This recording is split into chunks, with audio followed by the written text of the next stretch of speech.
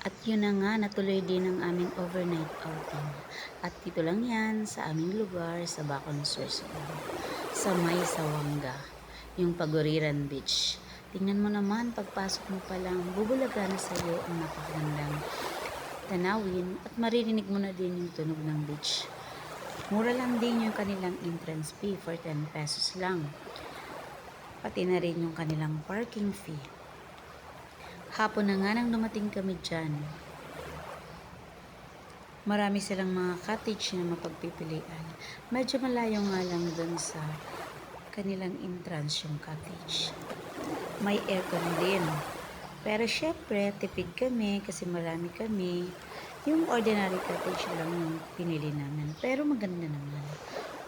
1.5 lang din, mura lang. Ang ganda ng kanilang mga tinanim din. Yan, di kami dyan nag-commute kasi nga may kasama kami na may dalang 4 wheels. Ayan. Dyan kami nag-overnight sa cottage na yan. Yung cottage nila guys, ang ganda kasi malapit lang sa dagat. Pwede kang tumalon agad. Ayan.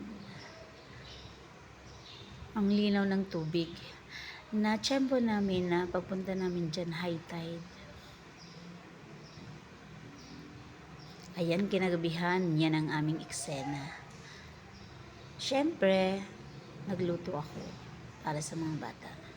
Ayan, maaga akong nagising, tapos naghanap kami ng mauulam. Medyo malayo pa kasi yung tindahan.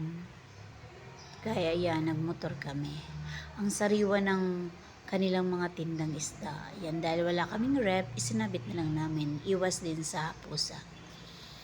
Ayan, pagkakain namin, naligo na kami.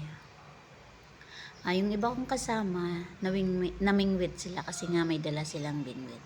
Medyo malamig yung tubig, tapos high tide, kaya hindi kami nakapunta dyan dun sa may lagoon. Ang ganda sana ng lagoon na yan. Kaya lang, ang lalim, ako medyo takot sa malalim. Pero marunong din naman ako lumangoy. Yan. Ang saya ng mga bata. Siyempre, kami din, masaya din. Konti lang yung tao nung pumunta kami dyan. Wala akong magawa, kaya naglakad-lakad na lang ako sa beach. Ayan, umakyat pa ako sa puno. Mga 11 or 10, something like that. Umuwi na kami. Ayan. Hindi na kami nagtagal kasi nga may mga gagawin pa kami.